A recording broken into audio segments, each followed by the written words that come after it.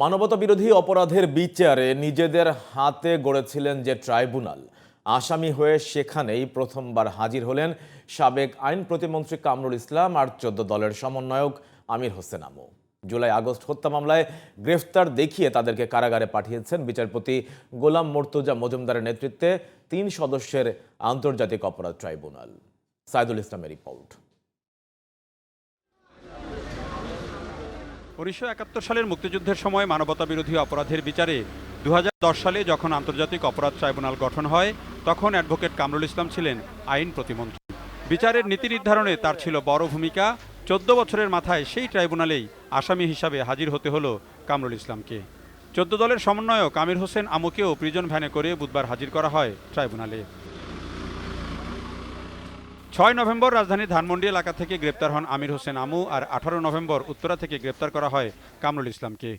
ছাত্র জনতার অভ্যুত্থানের সময় মানবতা বিরোধী অপরাধের অভিযোগে ট্রাইব্যুনালের করা মামলায় আসামি করা হয় তাদের।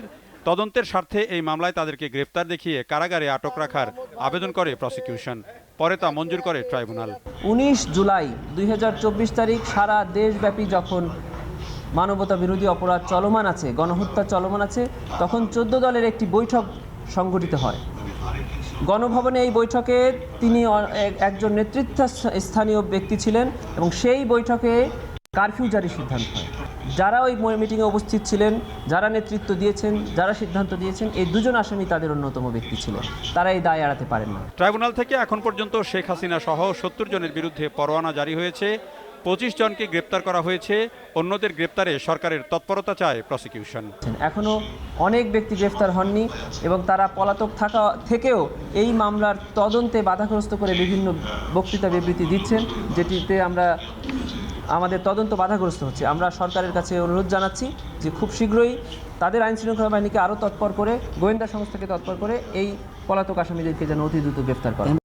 এদিকে ছাত্র আন্দোলনের সময় শিক্ষার্থী তাইম হত্যার ঘটনায় করা মামলায় যাত্রাবাড়ী থানার সাবেক ওসি আবুল হাসানকে গ্রেপ্তার দেখিয়ে কারাগারে পাঠানোর নির্দেশ দিয়েছে আন্তর্জাতিক অপরাধ tribunal. Saidul Islam, GTV news, Dhaka.